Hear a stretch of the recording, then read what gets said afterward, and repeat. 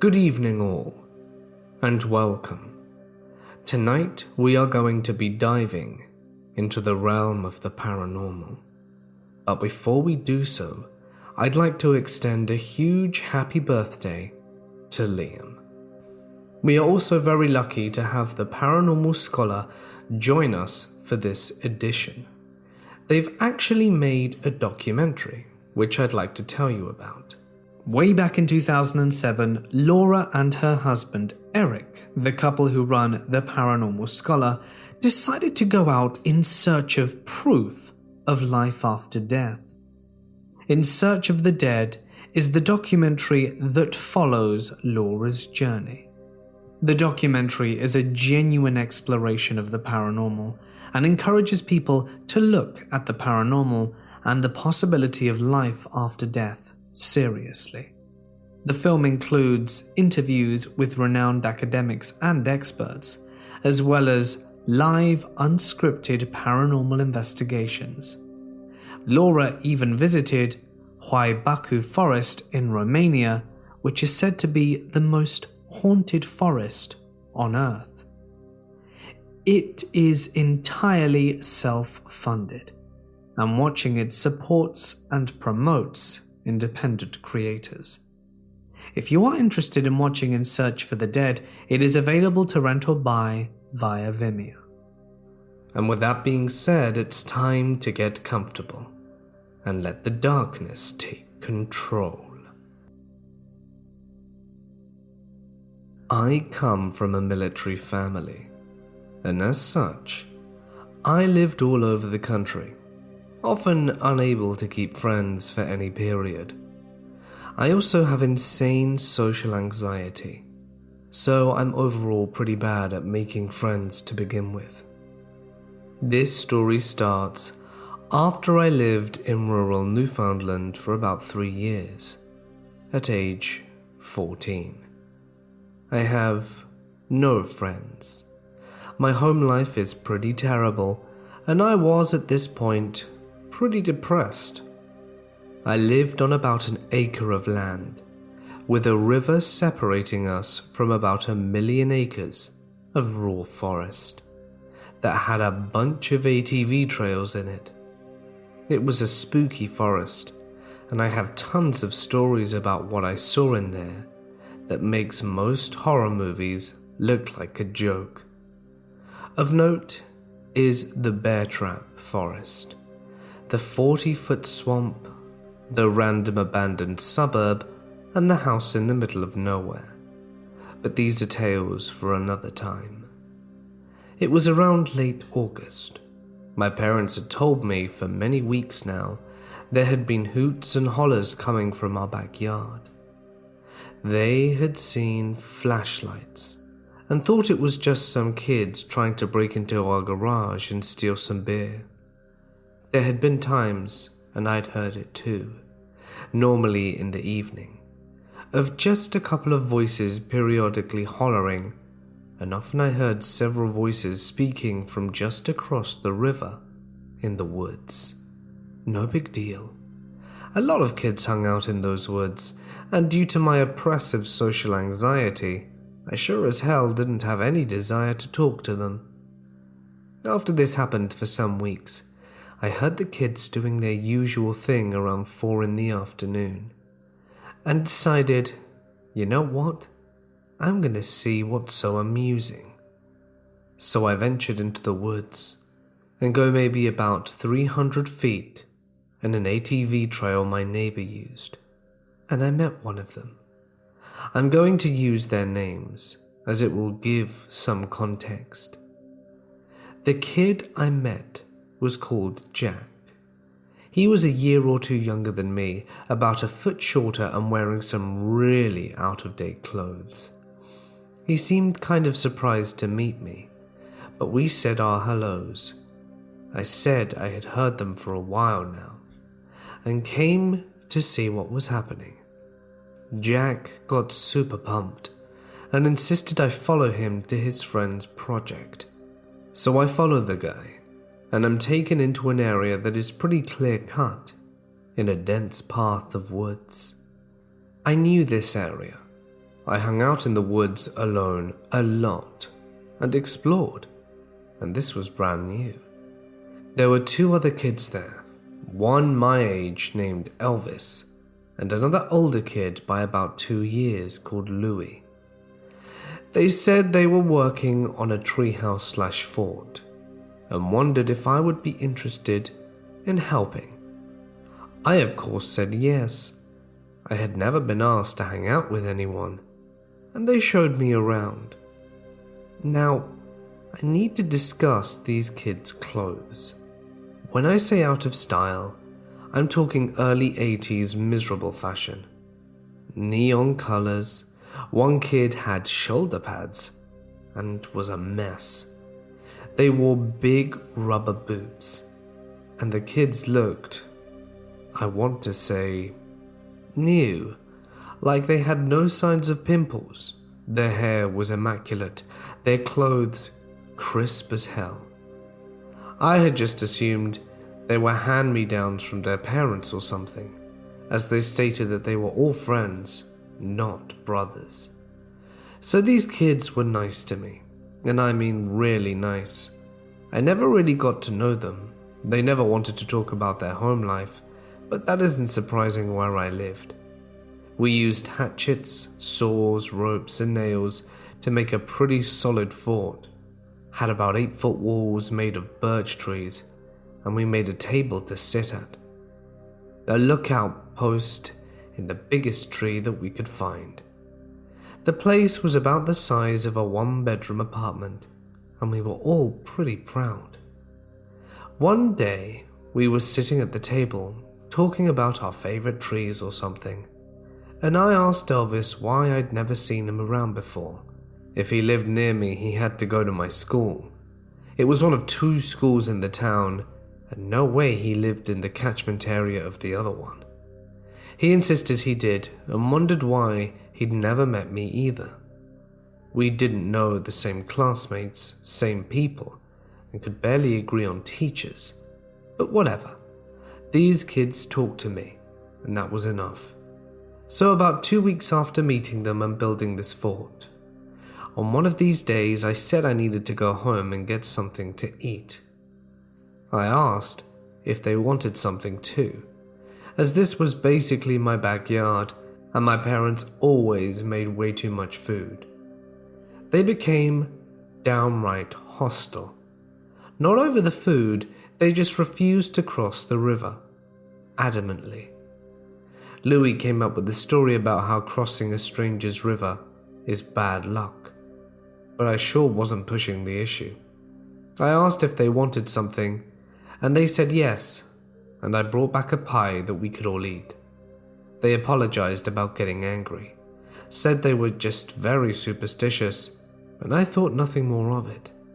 We had a good rest of the day planning to invade the woods looking for some thick pine trees. Cut to about a week later. I had went to the fort and we did our thing, but today the kids looked haggard. Jack was particularly bad. He looked like he had just gotten the beat down of his life while catching pneumonia 3 times over.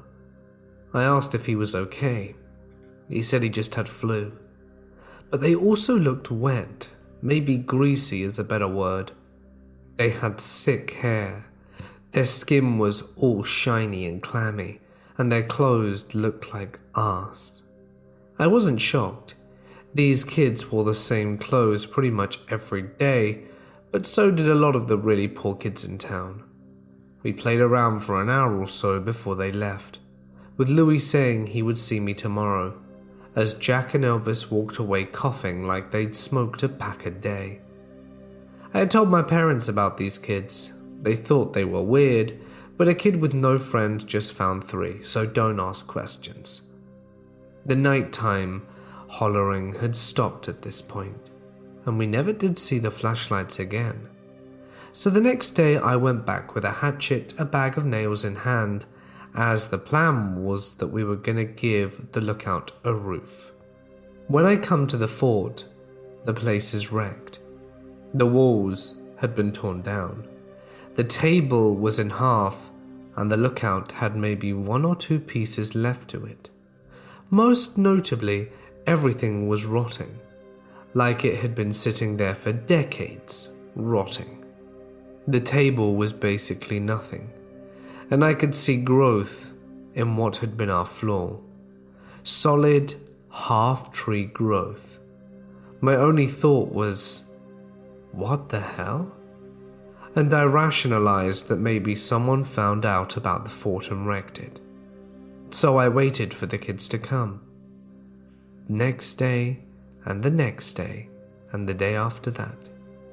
I waited a week but never did see those kids again. I was pretty dejected, and eventually I stopped trying to wait for them.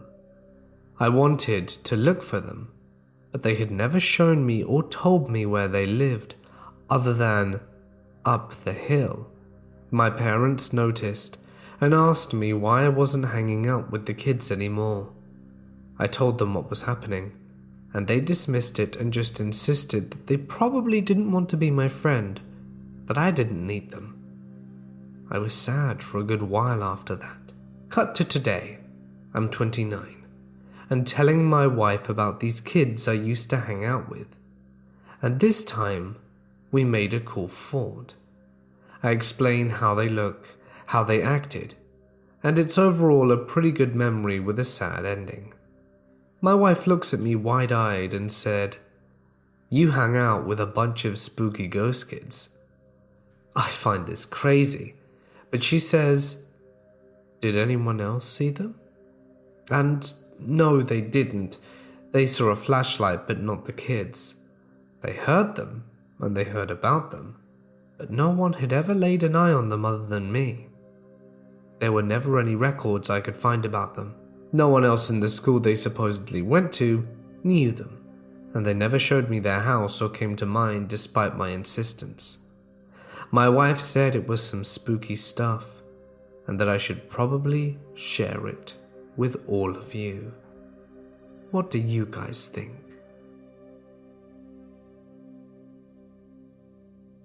About a year ago, I had some strange goings-on in my apartment. For context, my apartment is literally an underhanded stone's throw away from a bar. Whilst it wasn't common, usually you could bet that at least once a year some drunk guy would try to get into my apartment. They had never actually succeeded. Most of the time it's just a twist on the doorknob in the middle of the night and nothing else. But because of this, my then girlfriend insisted that I keep a pistol by the bed just in case, which I did. We ended up splitting up, but the pistol stayed by my bed just because I'm the kind of guy where if something stays in a certain spot for long enough, that spot becomes its home and that's where it belongs. Anyway, one night I had been drinking at said bar, which was really convenient because all I had to do was walk 15 yards to get back home. Nothing particularly exciting had happened.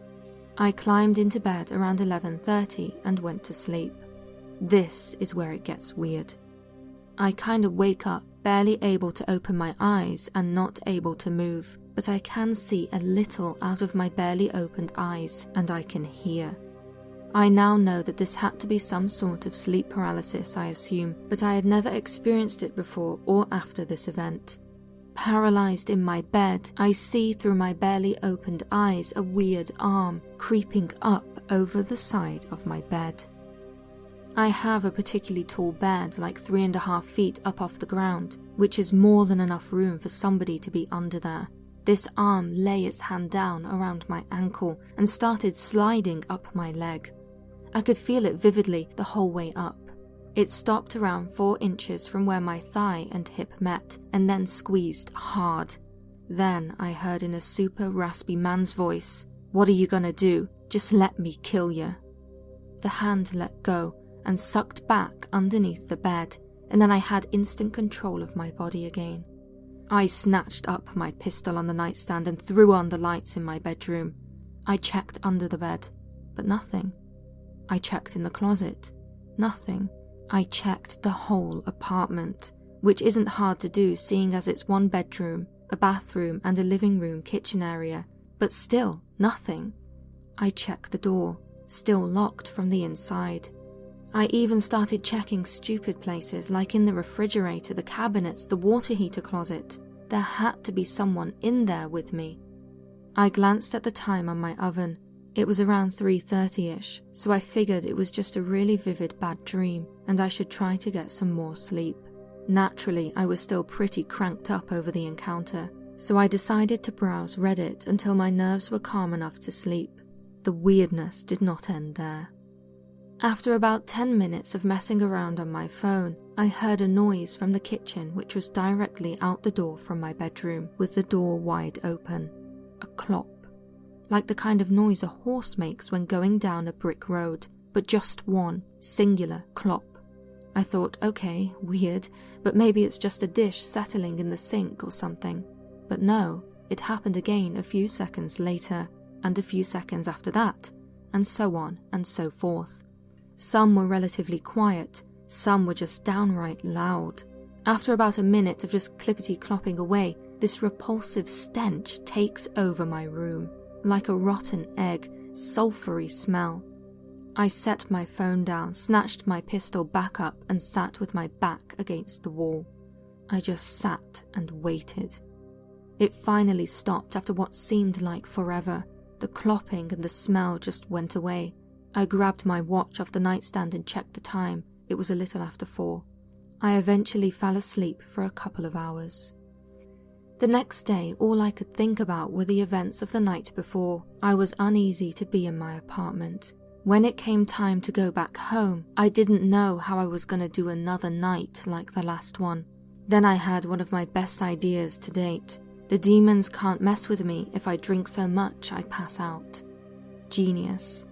So I went about doing just that, and wouldn't you know, it worked. I woke up the next morning super hungover, but without incident, until I got up to move around.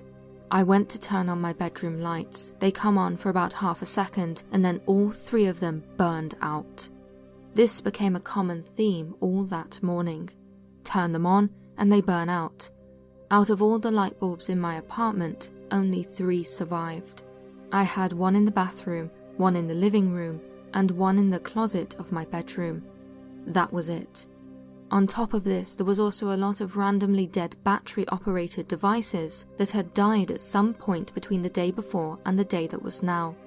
I was going to visit my parents that day, and it was a warmish day, so I decided I was going to ride my motorcycle. I went to start that. The battery is dead. Okay, fine, I'll take my truck. Its battery is also dead. I go and knock on my neighbor's door to see if he can give me a jump so I could go on my way. His truck's battery is also dead. I ended up walking 30 minutes one way to buy a battery charger from the AutoZone, but that's neither here nor there. I finally got on the road and went to visit my parents, which was all fine and dandy. That night I went on to visit one of my friends from my hometown.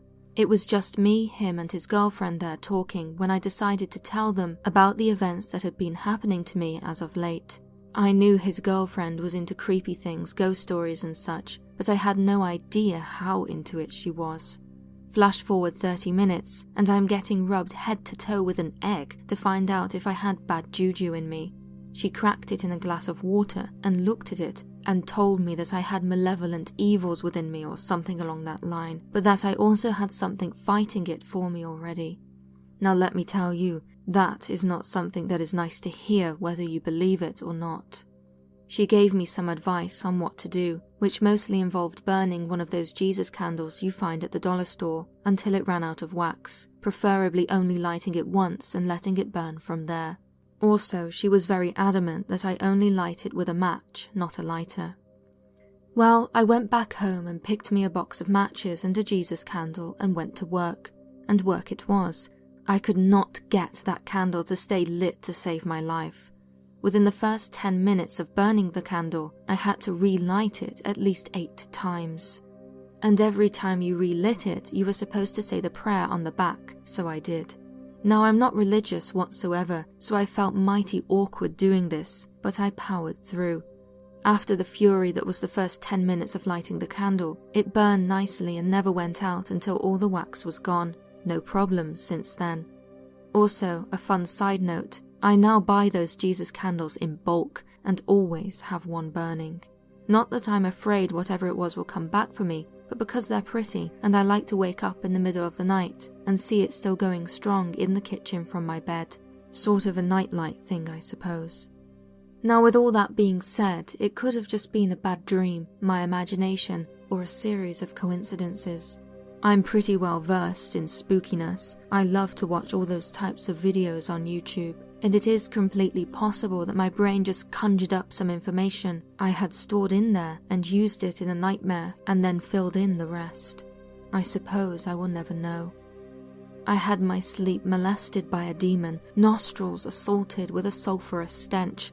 Most of the light bulbs in my apartment burn out, had a hoodoo voodoo woman rub an egg all over my body to tell me there was something after me, fought to keep a Jesus candle lit, and lived happily ever after. And the kicker is, it all could have just been in my head and random coincidences. When I was growing up in the 60s on Long Island, I adored my Aunt Elizabeth. She's my dad's baby sister, 12 years younger and 17 years older than me. She was a flight attendant for a major carrier and lived in an apartment in the city with a classic Italian beauty, petite with beautiful olive skin, green eyes, and jet black hair. She doted on me, and I loved the pictures and gifts that she'd bring for me from other parts of the country, and sometimes even Europe.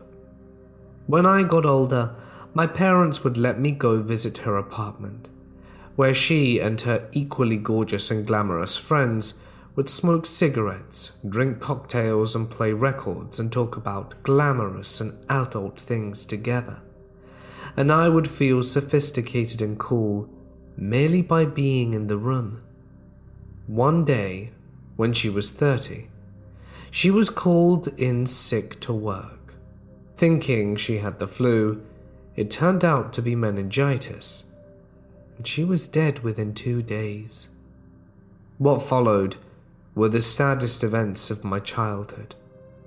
One of 3 times I saw my father cry, big, racking sobs, was as he was dressing for the wake. I remember Aunt Elizabeth laid out at the wake, wearing her flight attendant uniform, still beautiful. I remember how soft and lovely the cream-colored satin lining her casket felt. So many people came to her funeral that people just spilled out on the sidewalk next to our little suburban Catholic church. Sunday dinners with my grandparents and aunts and uncles never felt the same. Ironically, this niece of a flight attendant from the golden age of air has always been terrified of air travel. I used to travel quite frequently for work, and on some long-haul flights I would be unable to cope without the help from a whole bottle of red wine in Ambien. A few months ago, I decided I want to drop that. It's not exactly healthy. So on my first flight across the country in a while, I took 10 milligrams of melatonin, sat in my seat anxiously, and tried to fall asleep. Eventually I did, and what followed were terrifying dreams.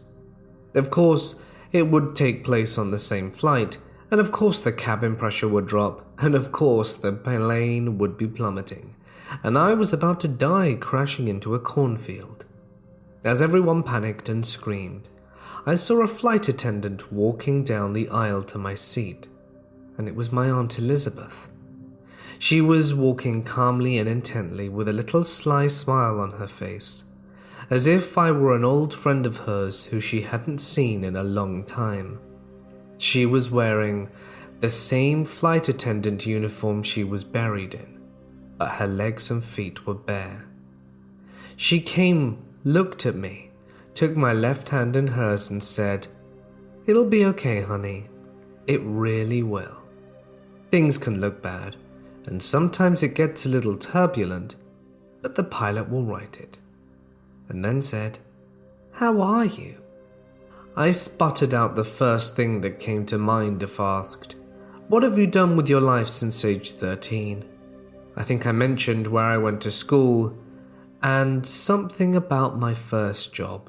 something about cell phones and how much she would have loved them. I said my dad had passed, but my mum and sister were doing fine.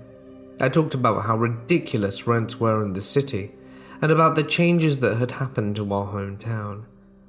As I was babbling, I noticed the plane returning to normal, the pressure coming back, people calming down, and the dream ended shortly before everything returned to normality. Aunt Elizabeth's hand on my shoulder. I woke up 30 minutes before landing. I was so stunned by this dream. I hadn't really thought about Aunt Elizabeth or about her in detail for years.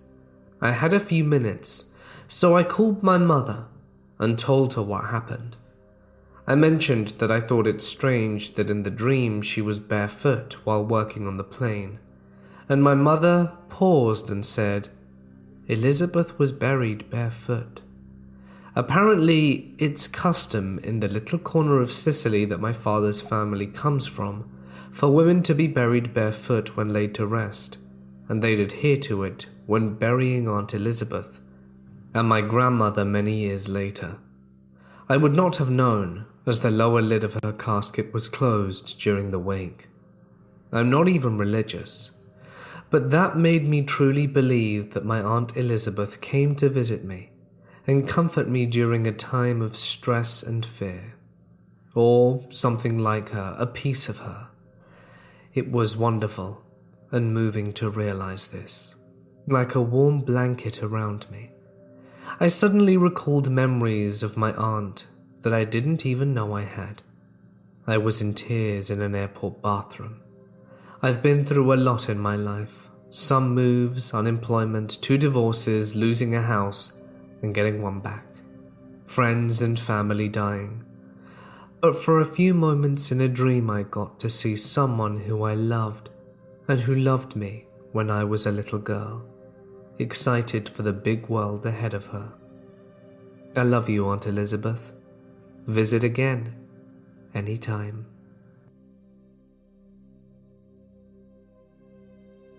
My family moved to a small town just south of the Malaysian capital, Kuala Lumpur, when I was in primary school. The first house we lived in was an old colonial government staff quarters behind the district hospital. Like many old houses, this one was reported to be haunted. It was not a big house. There were 3 rooms with 2 toilets and a rather large kitchen, but it had in it an interesting feature that is only found in colonial houses. It had an inside courtyard. I was about 6 years old when we moved into that house. Perhaps because I was too young, I do not remember experiencing anything strange or weird when we lived there, but other members of my family did. The most commonly seen occurrence was the lady with the candle. The first time it happened was when the neighbor from across the road asked my mother if we had a power outage the night before. This puzzled my mother because we had gone to visit my aunt and uncle in the capital that night. The neighbor said that when she went out to get something from her car, she had seen a woman walking in our house holding a lit candle. This happened several times after that. My family, however, never saw her. At the foot of the hill from our house, there was a playground. The playground itself was not noteworthy, but several of our neighbors said that they had seen a small boy of perhaps 4 or 5 years old walking with an older girl of around 12. They said that they looked like brother and sister. The strange thing was they could only be seen at dusk and if it was either drizzling or raining. They said that they saw the duo walking on the pavement beside the park. When they looked away and turned back, the 2 would be gone. One of our neighbors was an older couple whose house was nearest to the playground. One day when they came to visit us along with a few other neighbors, someone brought up the 2 children. The old lady then told them who they were. Apparently the 2 children used to live in a house just around the corner from the playground. They played at the playground often, and each time the elder sister would take the boy and they would play on the swings. One day, as it was nearing dusk and it started to drizzle, the girl packed up her brother and started for home before the rain could get heavier. Unfortunately, as they were walking on the pavement, a speeding car lost control and ploughed straight into them. They died upon impact. The driver didn't stop. He just sped off, leaving the bloodied and broken bodies of the two children where they fell. She did not know if they were dead or alive immediately after the murder, but her husband, who was coming back from work at the time, saw the children. He immediately sped to the hospital, which was only a few hundred meters away, and informed them of the two children. The ambulance was there in a matter of minutes, but they could not do anything. She said that the parents were devastated. The mother later had to be taken to the psychiatric hospital, and shortly after that, they moved away. Currently, my boys are 8 and 6. At the time, they were 4 and 2. We had been living in a place for about 5 to 6 months, and my oldest, who isn't firing on any cylinders to be honest, kept walking to the corner, looking up, and talking. He was still doing a lot of babbling until he was almost 6, and then after a few times he walked over, grabbed his younger brother by the hand, walked him to the corner, and he also looked up, started talking, and they were both smiling and giggling, like an adult was interacting with them. After my youngest's 3rd trip over, I asked, "What in the world are you two doing?" thinking it was some kind of game. My oldest giggled and said, "I'm talking to Grandpa." I'm confused. "Baby, your grandpa lives in Nebraska. He's very far away." My child looks at me and replies, "No, Mummy, it's your grandpa." As I said, my oldest was still doing a lot of babbling, so for him to suddenly speak so clearly and in a complete coherent thought was very unnerving. I look at the corner. Both my boys are talking and showing toys up to the corner. I watch for a few minutes. This all happened over a grand total of about half hour. "Babies, come watch your movie so Mum can finish dinner," because little ones have zero logic. The younger one waddles over and sits down. The eldest picks up the toys that had accumulated in the corner and put them away and sat next to his brother. I start dinner and I keep looking at the corner. Shot in the dark. "Thanks, Grandpa." The door in the corner fell open like someone walked through it, and there was a heightened feeling in the room afterwards. That night, I had a dream of my childhood home, and on the path back to the woods there was a small building, granite like a mausoleum, but was little more than an awning. One wall that held a door, 4 pillars, and a bench swing. I walked to it and lit an incense and sat on the swing and started rocking, staring at the ground. Then, there they were, those old ratty sneakers. My grandpa was sitting next to me with that smile, sitting on the swing. I just started talking, mostly about the boys. I told him I missed him so much that I named my oldest after him. He just sat and listened with that smile on his face. After a while, we both stood up. I hugged him and told him I hadn't told him everything yet. Then my name was called from somewhere. I looked around, didn't see anyone, but I looked back and he was gone. I yanked the door open, and it went into this vertical shaft, endless in both directions, completely lined with doors. I woke up crying amidst a panic attack. My grandfather died in about 2005, my grandmother in 2008, and my son was born in 2010, just 1 week shy of my grandfather's birthday, which happened to be the day the doctor scheduled me to originally be induced.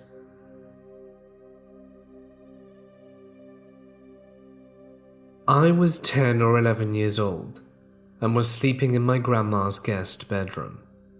Next to the bed was an antique easy chair. When I woke up next morning, I looked over towards the chair, and sitting there was a little girl. She had dark hair that was done up in pigtails and tied by a blue ribbon. She wore an old-fashioned dress of the early 1900s, and initially, I was startled to see her. I was even more startled to see through her. She just looked at me and smiled. She did a small wave and mouthed the words, "Hello." I said hello back, and she faded. That was my first experience with a ghost. Months later, it was Easter Sunday. My sister and I were staying the night at my grandma's house so that we could receive our Easter basket and hunt for eggs. I woke up early to get a peek at the Easter baskets. I slipped out of bed and walked quietly to the living room. The early morning sunshine was brightly streaming through the windows and into the living room. Sitting on the couch was the little girl. I smiled and waved hello again, and she smiled and waved back. I told her it was great to see her, and she emphatically nodded that it was good to see me too. My grandma must have heard me talking to someone because she woke up and told me to go back to bed, that it was still far too early to hunt for eggs. I looked at my grandmother and then back at the couch. The little girl was gone. That was the last time I saw the little girl with the blue ribbons in her hair. My grandma moved from there shortly after into a new place. However, my friend Melissa ended up moving into where my grandma lived, and she claims to have seen the little girl with the ribbons in her hair. During the same period, my mom, sister, and I were all living in a trailer on my great-uncle Wilbert's property, a large cattle ranch. We were staying there while my dad was stationed in Okinawa, Japan. On this property in the mid-80s, Uncle Wilbert had built a 2-story building. Everybody called it the tower. Windows faced each direction on the top floor. The largest one faced towards Highway 99. Wilbert believed that you could learn much from observing the 99. In the evening, he would often go up to the tower, watch TV, and keep watch over the cattle. In the lower portion of the tower is where my family kept our clothes and food. One night, Mum had instructed my sister and I to go to the bottom of the tower to pick out our breakfast for the next morning. Trisha was in the middle of doing something, so I offered to grab breakfast for her. I entered the bottom floor of the tower, chose a handful of Pop-Tarts, and above me I could hear the TV. So I assumed Uncle Wilbert was up in the tower. I stepped out the bottom half and looked up towards the large window to see if Wilbert was there. The TV was, but Wilbert wasn't in the tower. Instead, there was a family. A mother, father, little girl and boy. I thought that it was strange they were up there as Wilbert hardly ever had visitors. Another strange thing was that they weren't watching a TV. Instead, they were sitting on the couch and staring out the window towards Highway 99. They didn't move. They were all sitting with perfect posture and hands settled on their laps. Even though I thought it was unusual, I just returned to the trailer and didn't say anything to my mum about it. The next day, I asked Uncle Wilbert who his guests were, and he looks at me with a confused look on his face. He hadn't had any guests last night, and nobody by that description. Who were those people? A few months after that, I had gone down to the bottom of the tower again to grab my breakfast for the next morning. I went in, grabbed some oatmeal, and as I was closing the door behind me, I looked up to the landing that leads to the door on the top floor. Looking over the landing was a woman dressed in a white flowing dress. She herself was as white as the dress, and the woman's hair and dress blew in a non-existent wind. She looked down at me. She smiled, did a slow, long, graceful wave, and despite this friendly gesture, I was terrified. She reminded me of the depiction of banshees that I had seen in movies. I ran back to the trailer and told my mum about what I'd seen. She exited the trailer and took the stairs up to the top of the tower. She opened the tower door and no one was there. We knew the lady couldn't have gotten down the stairs because the windows on the trailer faced directly towards the stairway, and we didn't see anyone come down. Most of the friends of the family know that the tower is haunted. I believe that it sits on some kind of vortex. Though my family no longer lives on the property, I still see spirits from time to time. I call them my visitors. I don't try and communicate with them, nor they me. They just appear, and as quickly as they come, they are gone.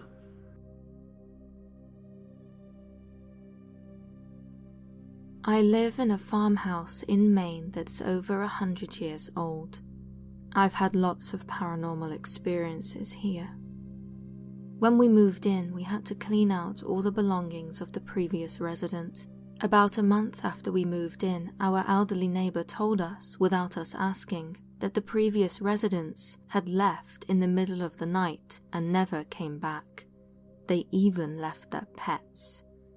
The first thing I remember is that I always felt as if I were being watched, especially on the stairs or upstairs in the hallway.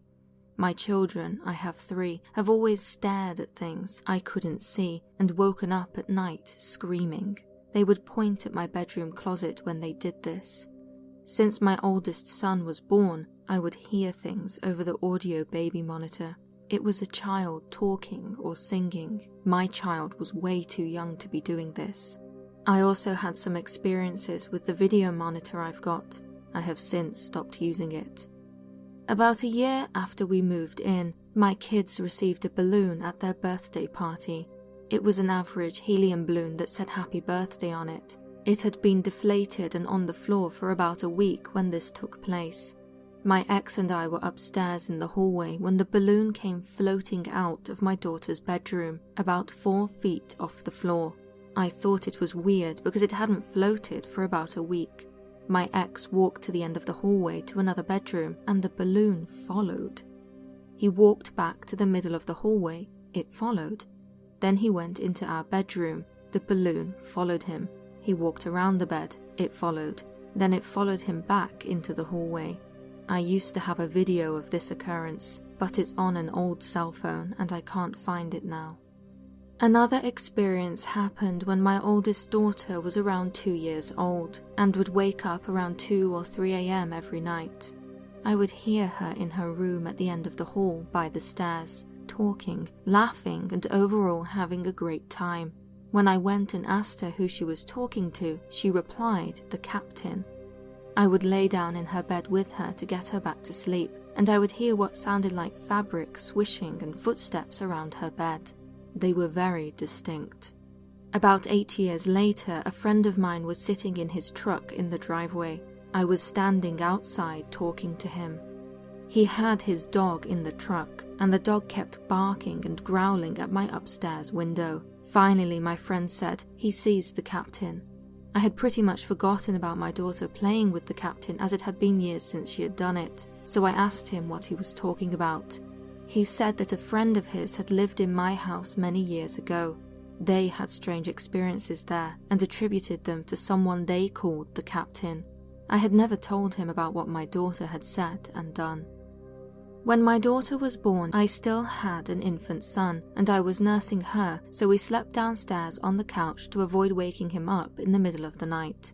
I'm a smoker, so I would go outside and smoke when she fell asleep after her nighttime feedings, before I went back to bed. I would often see little blonde children running in front of the door while I was outside. They looked to be about 2 to 4 years old, as all I could see was their little blonde heads as they ran by. My kids all have dark hair.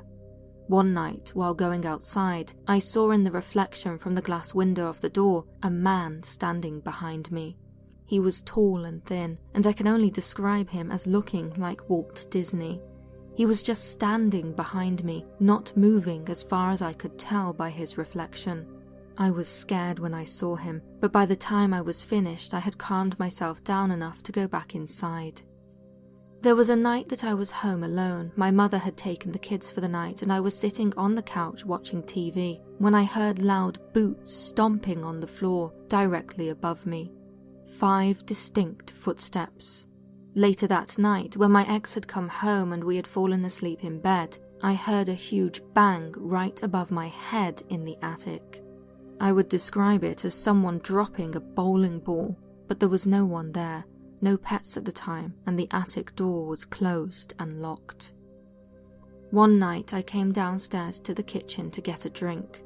As I was approaching the top of the stairs, I saw a shadow that was darker than the darkness. I started to run down the stairs, thinking there was an intruder in my house. At the same time, the shadow rushed up the stairs, and we met about a third of the way down. As we collided, I felt an electric shock go through me. It wasn't an actual person.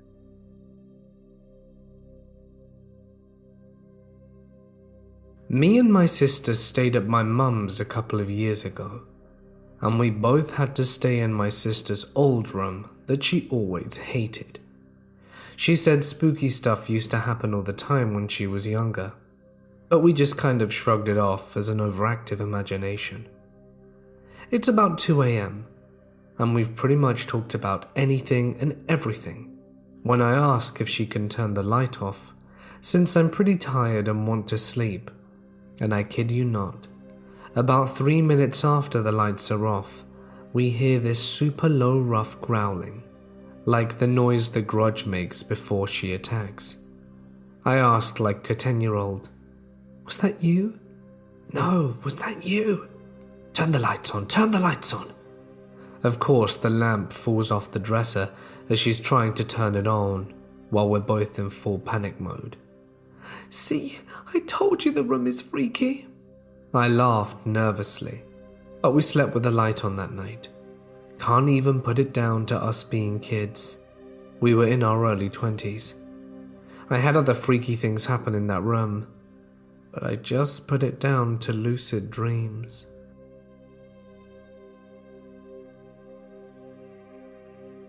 This one is always hard for me to talk about, not because of the subject itself, but because it's so difficult to articulate what happened. 6 years ago, my best friend and I were driving in the car when I was suddenly overcome by an unusual feeling. Again, it's very hard to describe, but I had never felt anything like it before or since, but the closest phrase to use might be surreal dread. It felt like we were watching ourselves in a horror film, if that makes any sense. Nothing felt the way it had only minutes before. It was like we had driven into an alternate reality, where everything was just a little bit off and nothing seemed right. A few minutes after I realized this, my friend asked, "Do you feel that?" It made the hairs on my neck stand up. I asked him to describe what he was feeling, and he put it like this: "It's not depression, it's not panic, it's not paranoia. I'm not hallucinating. I don't know what's wrong, but something clearly is. I started to feel it just a few days ago." This obviously freaked us out a lot, and we didn't know how to handle it. There was no way of telling other people how we felt. We hoped it would pass, whatever it was, but it didn't. Over the next few days, the weird feeling grew stronger and stronger for both of us. And then, out of the blue, a third friend called and confided in us, revealing that he had been feeling the exact same thing. We started referring to it as the ominous presence. We found that if we ignored it, the feeling still seemed to be there. If we talked about it, it seemed to grow stronger and stronger to the point at which it made us feel physically ill. That was a horrible summer. Eventually, we gathered together late at night and decided to perform a ceremony to banish the thing, whatever it was. None of us were strong believers in the supernatural, but it seemed like the only way to handle our situation. We wondered if it might be a thought form or tulpa or dweller on the threshold, something that our minds created that grew stronger and stronger the more we believed in it. After our ceremony, it seemed to go away for a long time, but there's always a lingering fear that it's still with me. Last week, my friend killed himself unexpectedly, which makes this memory all the more confusing and upsetting.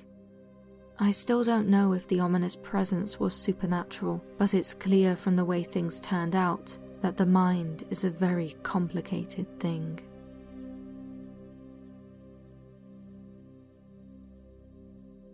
I've had plenty of weird and unexplainable experiences, but this one is the only one that I find difficult putting into words.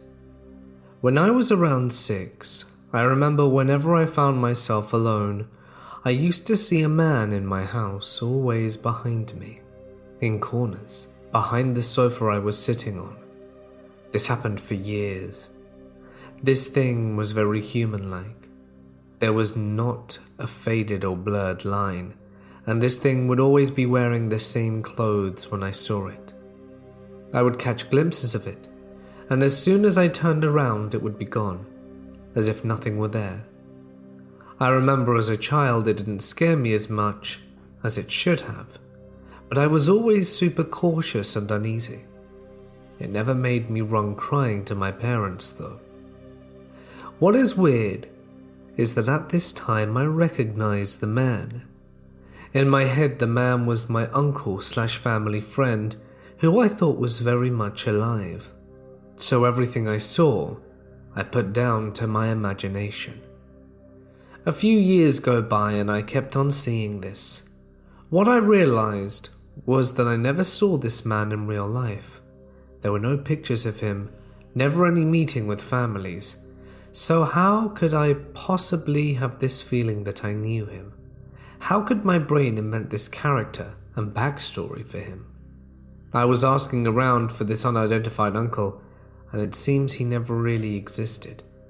I looked at the family photos of the family who I thought were his, and nothing.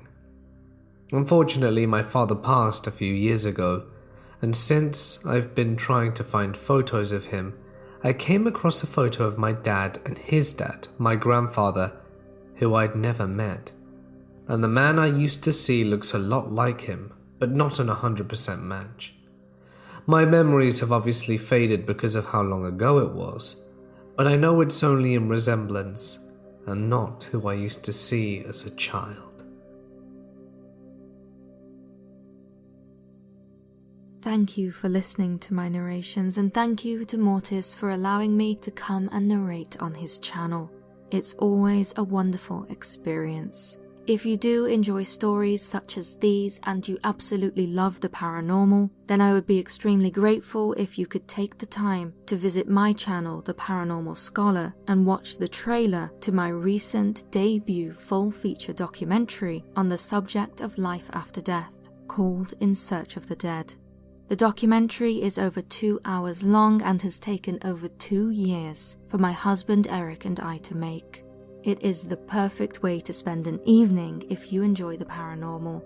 So please go take a look and watch the trailer and see if it would be something that you would be interested in. Thank you again, Mortis, for inviting me to your channel. I truly hope you enjoyed my narrations.